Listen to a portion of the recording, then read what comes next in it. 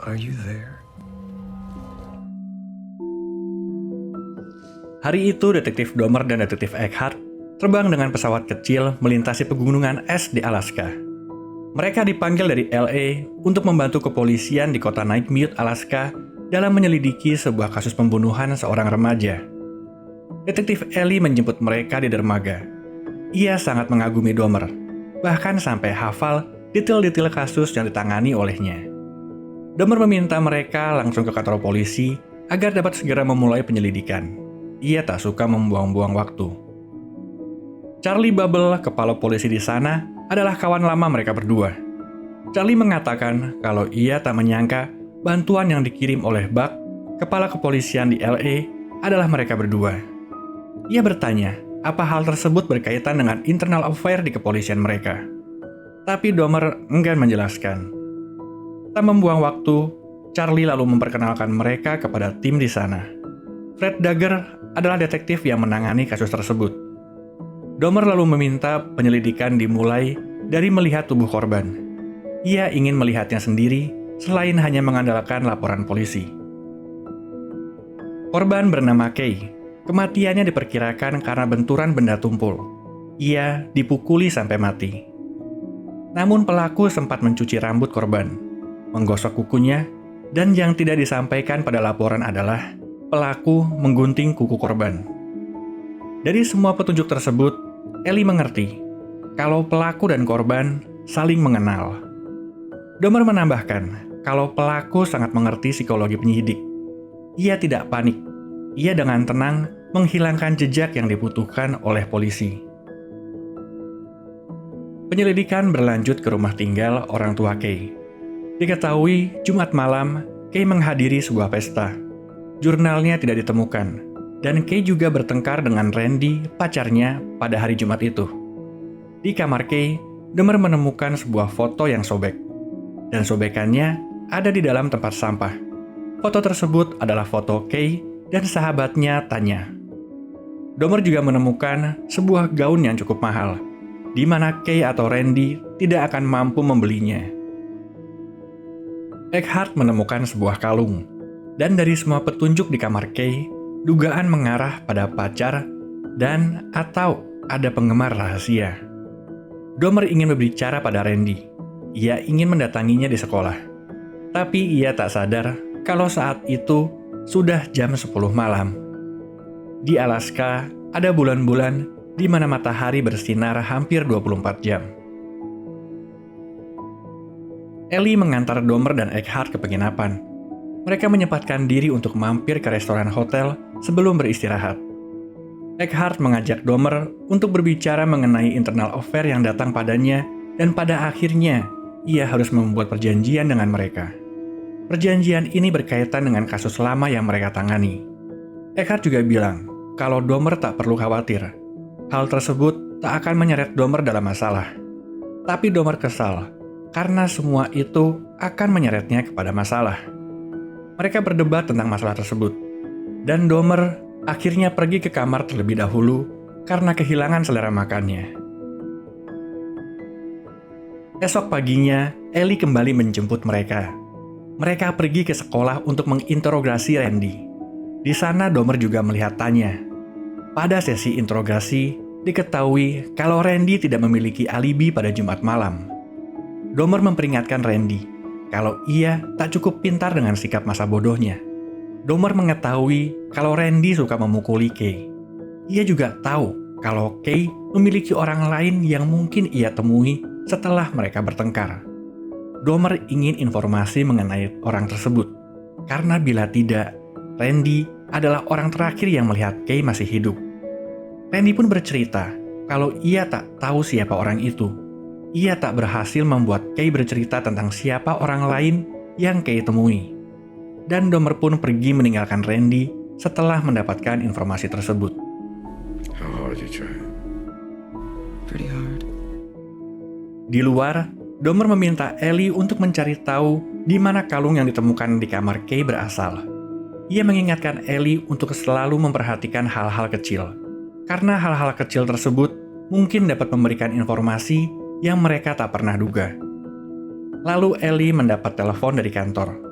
mereka menemukan tas milik Kay di sebuah kabin di pinggir pantai. Sesampainya di kantor polisi, Dahmer memerintahkan untuk memberhentikan petugas yang datang ke kabin. Suruh ia mengawasi dari jauh, katanya. Dari tas tersebut didapatkan beberapa buku pelajaran, buku novel karya E.J. Brody Mystery, dan jurnal milik Kay.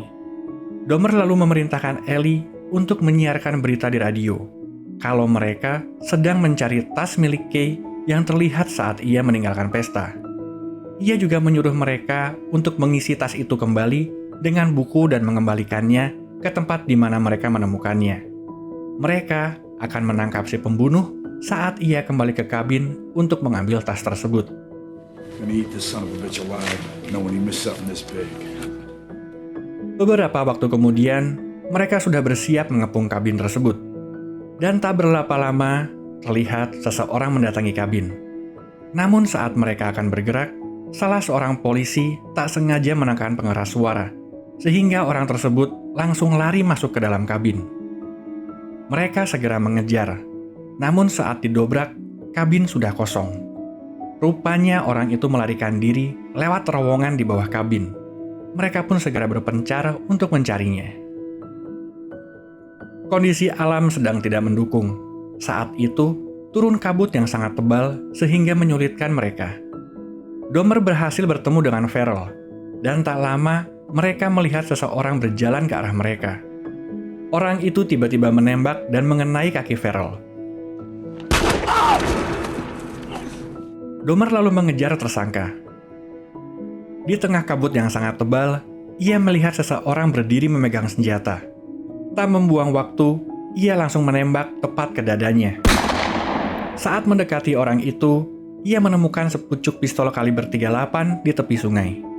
Namun saat ia melihat orang yang ditembaknya tadi, ia terkejut. Karena orang itu adalah Eckhart, rekan kerjanya. Menyadari kesalahannya, Dahmer segera berusaha menolong Eckhart. Eckhart menyalahkan Dahmer yang telah menembak dan menyuruh untuk menjauh darinya. Karena luka yang cukup parah, Eckhart pun menghembuskan nafas terakhirnya. Dahmer segera berteriak memberitahukan tim mereka kalau ada yang terluka. Tapi pada saat memberikan laporan, Dahmer tidak menceritakan apa yang sebenarnya terjadi. Ia mengarang cerita kalau ia mendengar suara tembakan kedua dari tersangka lalu menemukan Eckhart. Ia marah karena tidak ada seorang pun yang memberikan informasi tentang terowongan tersebut. Tapi Charlie memberitahunya kalau tidak ada yang tahu tentang keberadaan terowongan itu. Charlie pun menugaskan detektif Ellie untuk menyelidiki kasus penembakan Eckhart ini. Sementara itu, Dahmer menelpon istri Eckhart untuk memberitahukan tentang kabar duka. Istri Eckhart meminta Dahmer untuk menemukan pelakunya dan jangan menahannya. Ia ingin Dahmer untuk membalaskan dendamnya. Ellie meminjamkan mobilnya untuk memudahkan mobilitas Dahmer, dan Dahmer pun segera pergi kembali ke kamar hotel. Di kamar hotel, dengan rapi, ia menyembunyikan senjata tersangka di lantai kamar. Malam itu, ia tidak dapat tidur. Kelebatan kasus dan kejadian Eckhart terus menghantuinya. Esok paginya, Ellie meminta Dahmer untuk menunjukkan di mana lokasi ia mendengar suara tembakan kedua. Lalu Dahmer mendatangi Farrell di rumah sakit. Luka tembak Farrell ternyata tembus, sehingga sampai saat itu peluru yang mengenai kaki Farrell belum ditemukan. Penyelidikan pun dilanjutkan di sekitaran kabin, melibatkan banyak penduduk lokal. Pada akhirnya, mereka berhasil menemukan peluru yang menembak Farrell. Kedua peluru akan dibawa ke laboratorium untuk uji balistik. Sekembalinya dari hotel, Dahmer mendapat telepon dari John Warford. Ia adalah penyidik yang akan bekerja sama dengan Eckhart. Tapi karena apa yang terjadi pada Eckhart, maka ia pun meminta informasi yang akan diberikan Eckhart dari Dahmer. Namun Dahmer menolak dan bahkan marah kepadanya. Dahmer lalu mengambil pistol tersangka dan pergi ke kota. Ia masuk ke gang dan menembakkan pistol itu ke mayat seekor anjing liar, untuk lalu mengambil pelurunya. Ia lalu mendatangi kamar mayat untuk menukar peluru yang ditemukan pada tubuh Eckhart. sebelum akhirnya menyerahkannya ke polisi untuk dikirim ke laboratorium. Malam itu, Dahmer kembali tidak dapat tidur, dan Ellie menemukan kejanggalan dalam kasus penembakan Eckhart.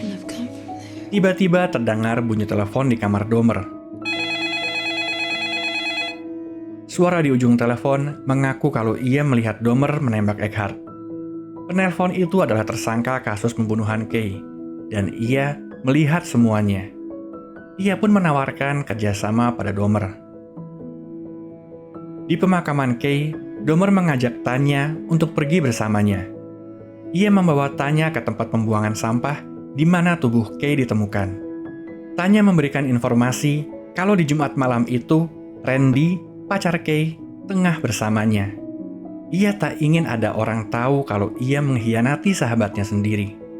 Dan akhirnya, Tanya bercerita tentang orang yang selalu ditemui Kay. Kay memanggilnya Brody. Di kantor polisi, Dahmer membongkar kembali barang-barang Kay. Saat tengah memeriksa, ia kembali mendapat telepon dari tersangka. Dan secara tak sengaja, ketika sedang menelpon itu, ia melihat nama pengarang buku novel yang ada di tas Kay. E.J. Brody Mystery. Ia pun menemukan kalau Brody ini adalah Walter Vince, penulis yang tinggal di kota itu.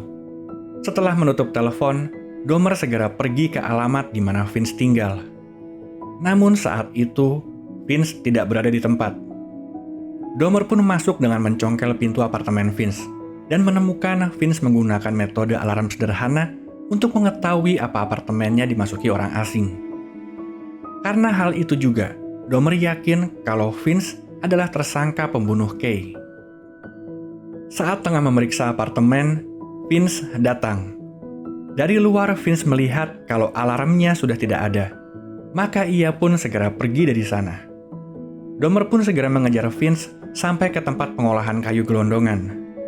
Vince berlari di antara gelondongan kayu, namun Dahmer terpleset dan terjatuh. Beruntung, ia masih dapat selamat.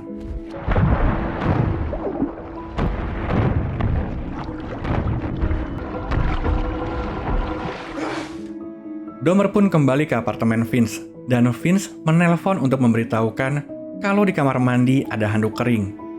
Dahmer dapat beristirahat di kamarnya kalau ia mau, dan Vince mengajak Dahmer untuk bertemu esok hari di sebuah kapal feri. Sebelum pergi, Dahmer menyembunyikan senjata milik Vince di saluran pemanas udara. Sesampainya di kantor polisi, Dahmer mendapatkan hasil lab dari 2 peluru yang ditemukan. Keduanya berasal dari pistol kaliber 38. Dan Ellie pun mempunyai berita bahwa Kay memiliki buku karangan Vince. Ia menyarankan untuk menanyai Vince tentang apa yang ia tahu. Esok harinya, Dahmer pun pergi menemui Vince. Dahmer berusaha menekan Vince, tapi Vince berbalik mempertanyakan motif apa hingga Dahmer menembak Eckhart. Apa berhubungan dengan penyidikan dalam internal kepolisian? Vince juga berkata kalau ia tak pernah bermaksud membunuh Kay. Itu terjadi begitu saja katanya. Vince juga tahu kalau apa yang terjadi pada Dahmer juga ketidaksengajaan. Ia tak sengaja menembak dan membunuh Eckhart. Mereka berada dalam situasi yang sama. Oleh karena itu, Vince mengajak Dahmer untuk bekerja sama, cari orang yang dapat disalahkan pada kasus Kay, dan ia akan diam dalam kasus Eckhart. Sehingga ia dapat melanjutkan hidupnya dan Dahmer dapat pulang kembali ke LA dan melanjutkan karirnya. Vince ingin mengarahkan mereka kepada Randy, tapi Dahmer menyarankan untuk tidak melakukannya. Biarkan polisi sendiri yang mengaitkan Randy kepada kasus Kay. Tak berapa lama, Vince pun turun dari kapal, dan tanpa Dahmer sadari, Vince sudah merekam semua pembicaraan mereka. Di kantor polisi, Ellie tak sengaja menemukan koran yang dibawa Eckhart saat pertama datang ke kantor. Headline dari koran itu menyinggung tentang penyelidikan mendalam di Departemen Kepolisian di LA. Malam harinya, Vince kembali menelpon Dahmer. Ia ingin menyinggung soal Randy di kantor polisi besok. Dahmer tetap pada pendapatnya untuk jangan langsung menyebutkan Randy di pemeriksaan besok. Vince beralih kalau mereka tidak memiliki senjata yang dapat digunakan sebagai bukti. Dan Dahmer mengingatkan pakaian yang dipakai Kay pada malam kejadian. Domer berusaha untuk memancing Vince mengatakan di mana ia menyimpan pakaian itu, tapi Vince tidak terpancing. Domer lalu ingin tahu apa yang terjadi pada malam itu. Vince bercerita kalau malam itu Kay meminta bertemu, dan mereka pun bertemu di kabin. Kay datang sedikit agak mabuk, lalu bercerita tentang hubungan Tanya dan Randy. Saat itu, Vince hanya ingin menenangkannya, memeluknya. Tapi naluri laki-laki Vince pun bangkit. Ia menciumnya. Dan setelah itu, Kay pun mulai mentertawakannya. Ia tertawa dan tertawa tak mau berhenti. Vince pun merasa Kay meremehkannya. Ia ingin Kay berhenti mentertawakannya. Dan saat ia tersadar, Kay sudah terbunuh. Saat Domer berusaha memancing kemana ia membawa tubuh Kay, Vince tidak terjebak. Ia bahkan bilang kalau ia lega telah dapat berbicara kepada seseorang mengenai hal tersebut. Mungkin saatnya Domer untuk berbicara mengenai Eckhart. Dan Domer pun menutup telepon itu. Keesokan harinya, Vince pun datang ke kantor polisi untuk membantu penyelidikan. Ia bercerita tentang bagaimana ia mengenal Kay dan akhirnya menjadi dekat. Ia pun mulai bercerita mengenai Randy melakukan kekerasan kepada Kay. Dan kekerasan itu semakin menjadi saat tahu kalau Kay sering menemuinya. Vince juga menyebutkan kalau Randy memiliki pistol tua yang pernah diperlihatkan kepada Kay. Randy bilang ia tak segan menggunakannya kalau ia menemukan siapa yang Kay sering temui. Randy menyembunyikan pistol itu di saluran udara tempat tinggalnya. Fred segera berdiri dan meminta koleganya untuk menghubungi hakim guna mendapatkan surat izin penggeledahan rumah Randy.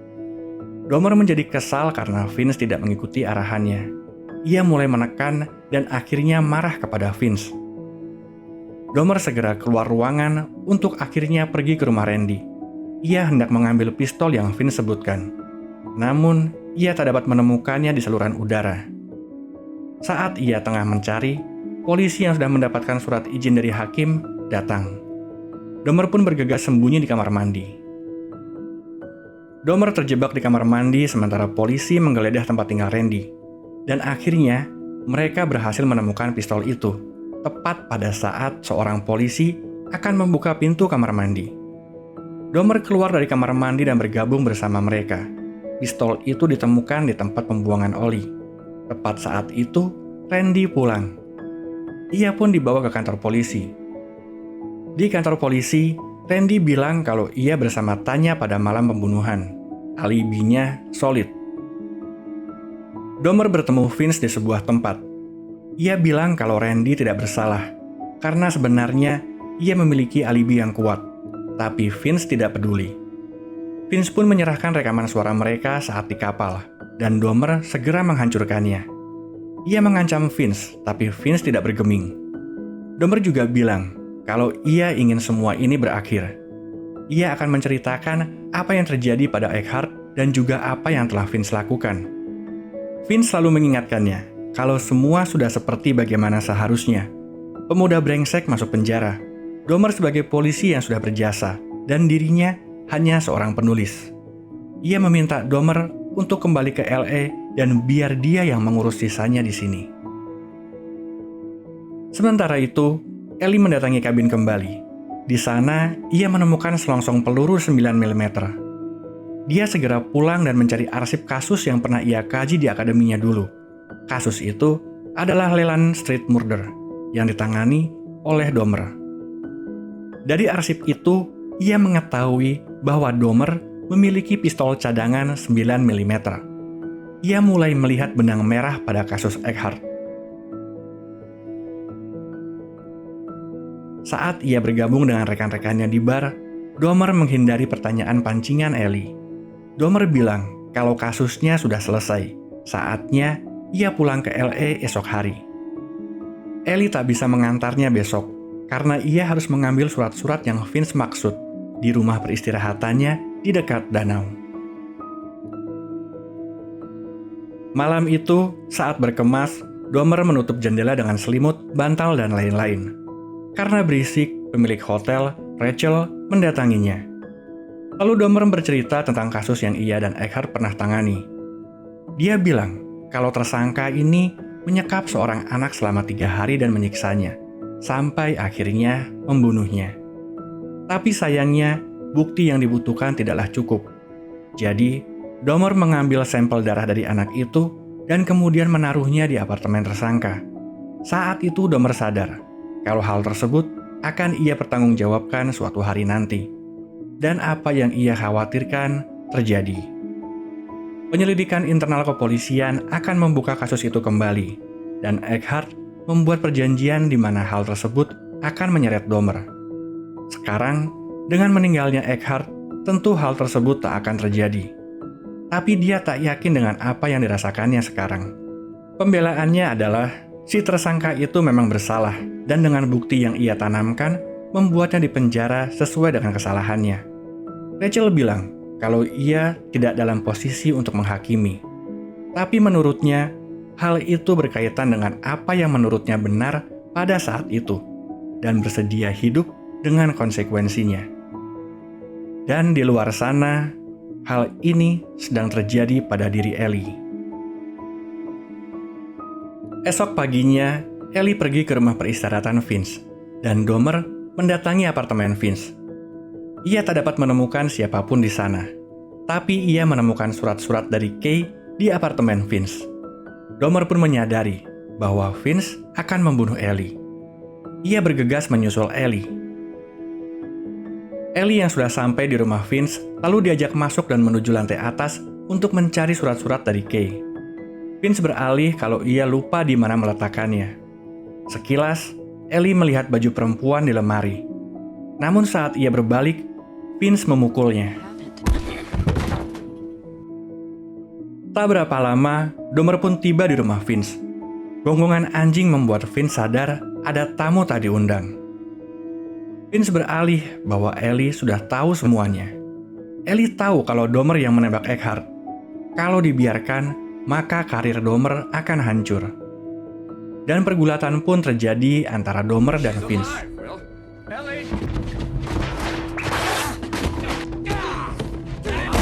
Sementara itu, Ellie yang sudah sadar kabur dari lantai atas dan kembali masuk ke dalam rumah. Melihat Ellie, Vince lari ke gudang di belakang rumahnya. Ellie lalu menanyai Dahmer apa motifnya menembak Eckhart. Dan Dahmer menjawab kalau ia tidak yakin. Vince mengambil shotgun dari gudangnya dan menembaki mereka.